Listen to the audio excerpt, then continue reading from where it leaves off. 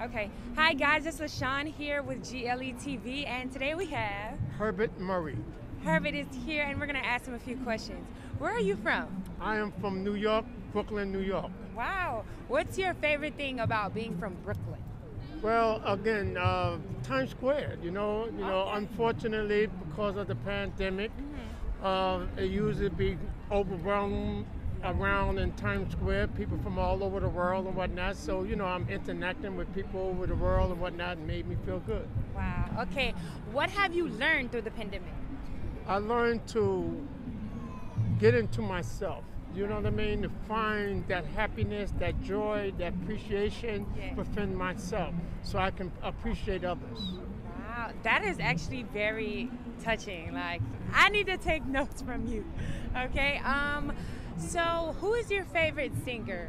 I'm gonna give you old school and new school. Well, I like gospel. I'm a gospel guy. Yeah, I know gospel. Kirk Franklin is my man. You know what I mean? Okay. I listen to him all the time. So, because he give me that motivation that I need to keep me spiritually inclined. You know what I mean? And that's important. What about female?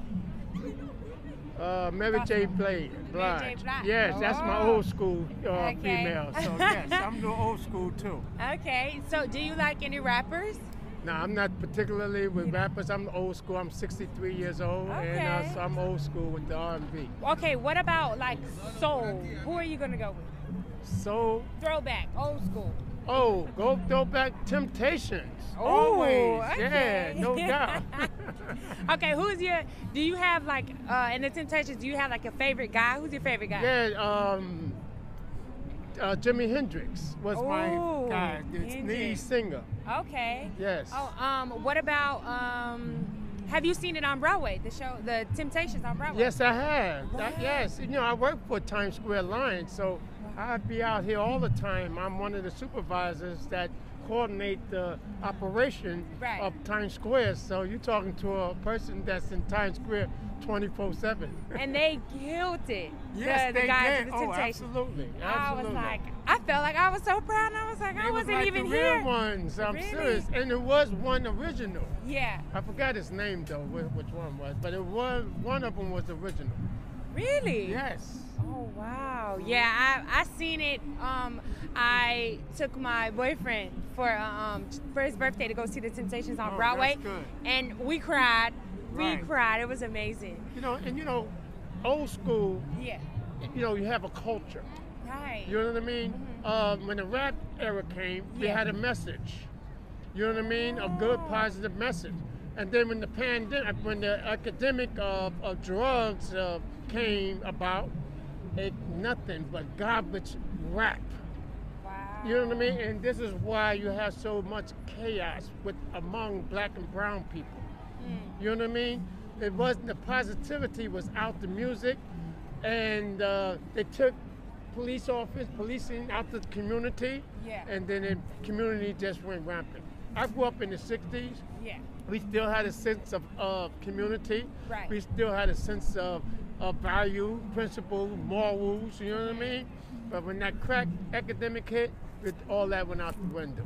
Wow, that was so informing because I didn't even, I'm new school, but everyone who I listen to is old school, and most of them have passed away already. Like, I listen to Nina Simone. Yes.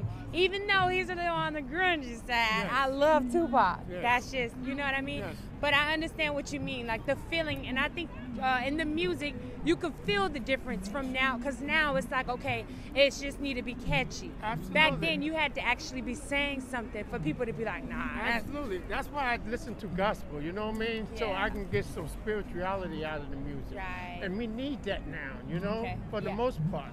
You know what I mean?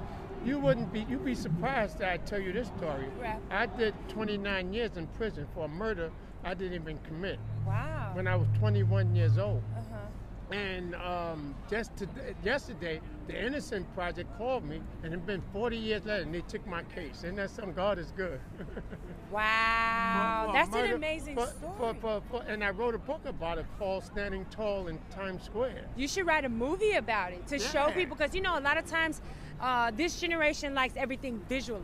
Sure. So you can write it, but most people are gonna see it on TV because this generation, again, they like visuals. They want to see it. They can't see it, they ain't gonna read it. That's right. Absolutely. Yes. Right. Yes. Make a movie out of it. Yes.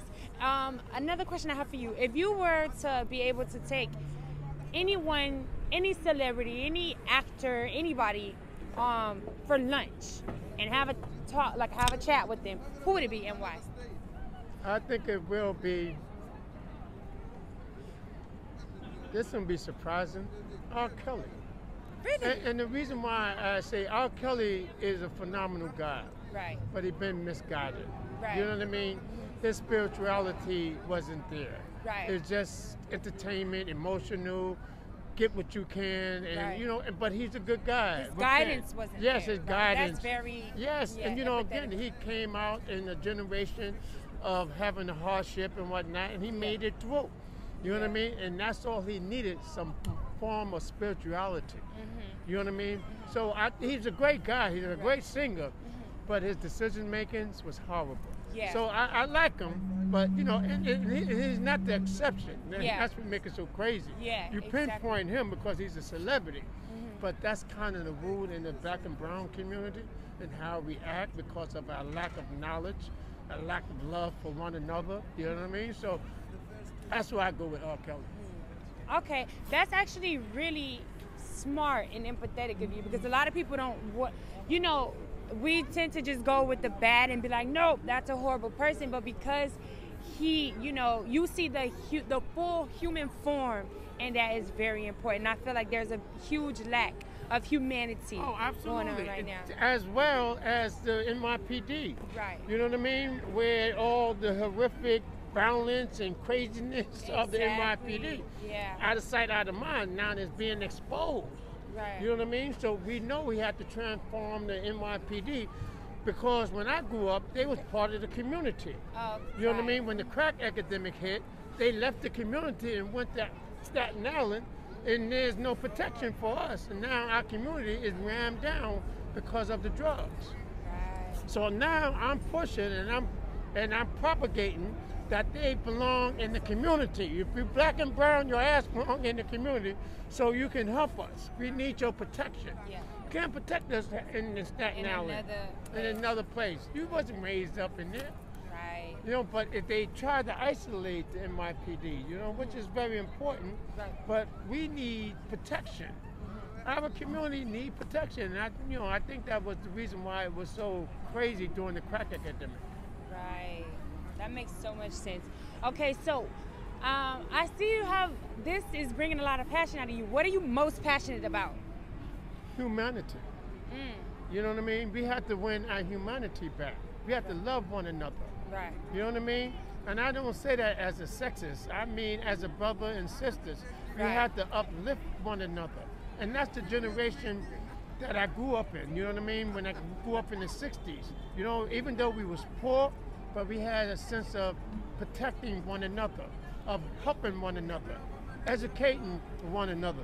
Even though the old timer was low on heroin, but they taught us. Come here, young boy, let me tell you something. They taught us the lessons. And this is what I'm expressing to you because they taught me how to maneuver around the craziness. Wow. We don't have that no more. These kids is just no guidance. Yeah, I remember growing up, when I was in, I think this was like middle school, 6th grade, there was like, that's when I felt the biggest shift because I remember even in elementary, I used to walk by and I used to see, like there used to be Miss Loretta, her name was Miss Loretta, she would sit on her porch, water her garden, and you would walk by, you would say hi, and then like around 6th grade, you just see no grandmas on the porch anymore. Nobody going by, waving their respect, saying hello. You know, people walking by and being disrespectful. And it's a huge shift. And I feel like that discipline and that, you know, now you try to discipline, they say it's abuse. That's right, absolutely. So, and that's what people need to be disciplined. Yeah. Kids need to get their behind whipped when Yeah. they're out of control. That's how you learn. Yeah. You know what I mean? The old lady in the window boy, if you don't stop, I'm coming down there, I'm Right. gonna beat you, and I'm taking you home and get another beat. That was our protect, yes, ma'am. So we protect. Yes. We didn't do nothing within our community. We went outside of it, but we had a sense of community. But now we don't.